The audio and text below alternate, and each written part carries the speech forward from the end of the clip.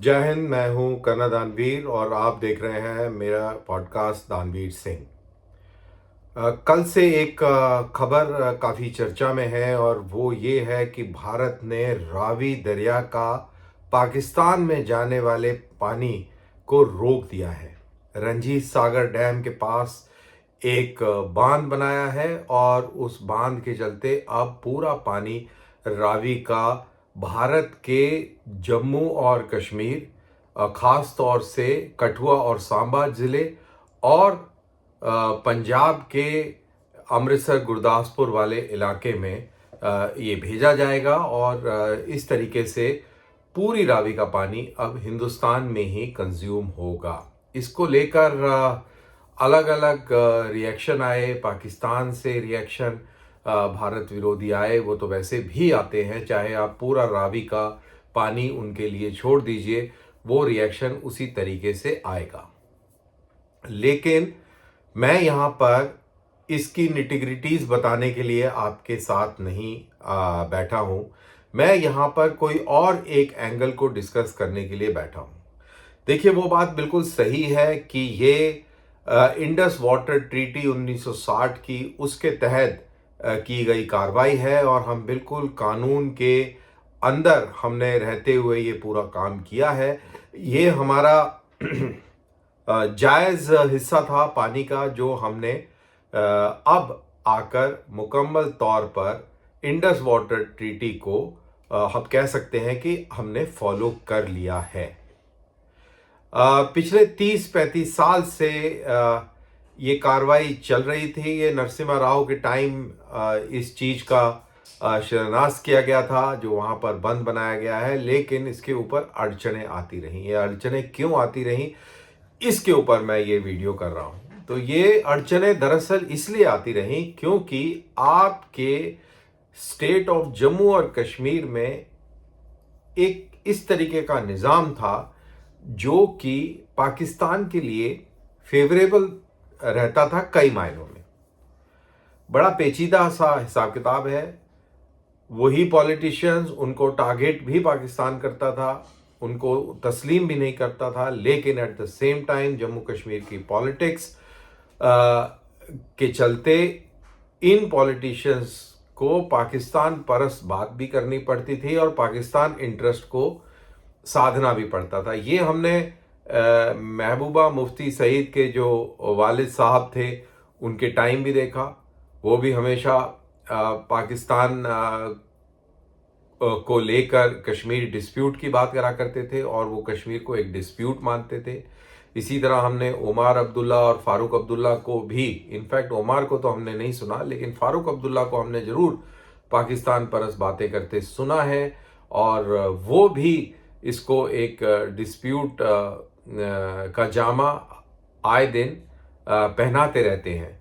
तो ऐसे में ये लोग अड़चन डालते रहे और क्योंकि ये इंटर स्टेट बाउंड्री के ऊपर ये पर्टिकुलर डैम बनना था और यहाँ पर जम्मू कश्मीर की तरफ से, जम्मू कश्मीर रियासत की जो पॉलिसीज़ के चलते इसके ऊपर हमेशा सवालिया निशान लगता रहा, विलंब होता रहा और ये चीज़ डिले होती रही। तकरीबन 30 साल से ऊपर हो गए तब जाके ये प्रोजेक्ट कंप्लीट हुआ है। तो पीवी नरसिम्हा राव ने इसका शिलान्यास किया था और इन लोगों ने इसको कभी भी सफल होने नहीं दिया। ये जब मौजूदा सरकार इक़्तिदार में आई, नरेंद्र मोदी साहब आए, इन्होंने इस चीज़ का संज्ञान लिया और धारा 370 हटने के बाद इस प्रोजेक्ट में तेजी आई है और आज इसी का नतीजा है कि ये प्रोजेक्ट सफल हो गया है। और इंडस वाटर ट्रीटी जो हमारा पाकिस्तान के साथ मुआहदा 1960 में हुआ था,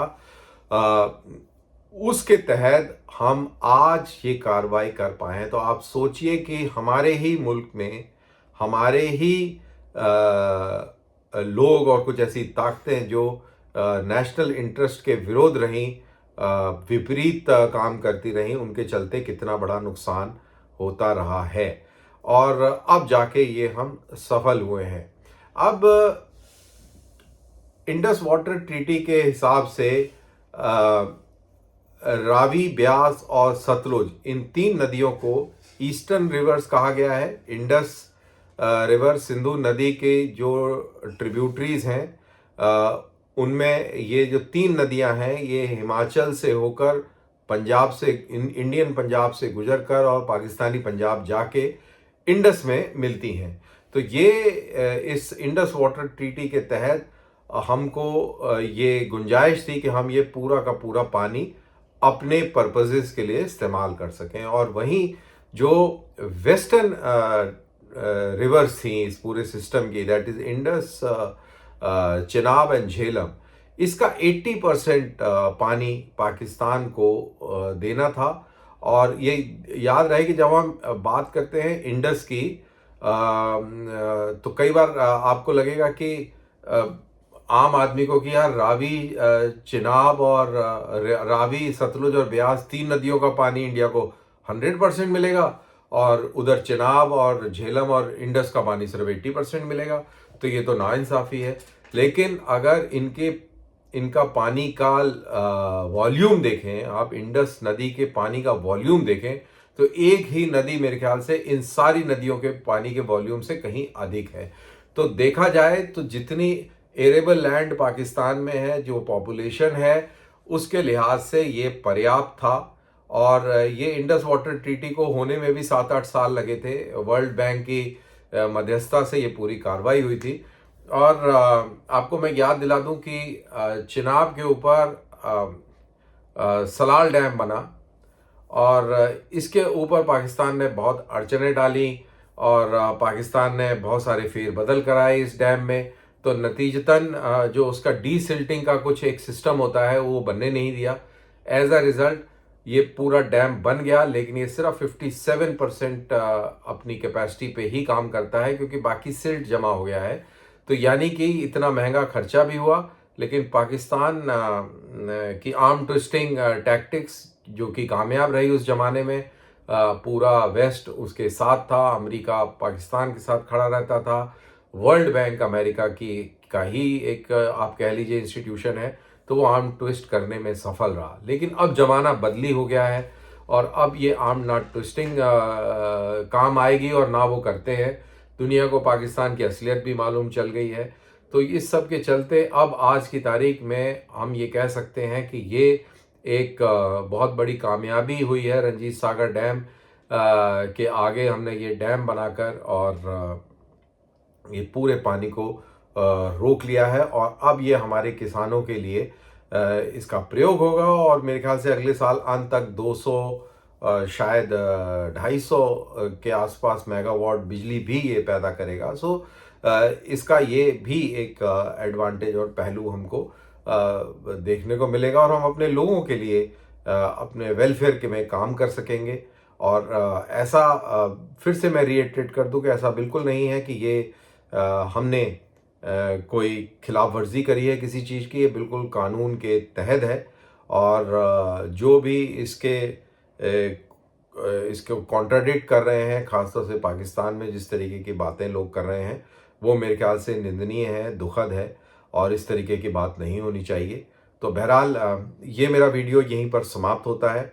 मैं फिर किसी मुद्दे पर आपसे मुखातिब होऊंगा। मुझे दीजिए इजाज़त। जय हिंद।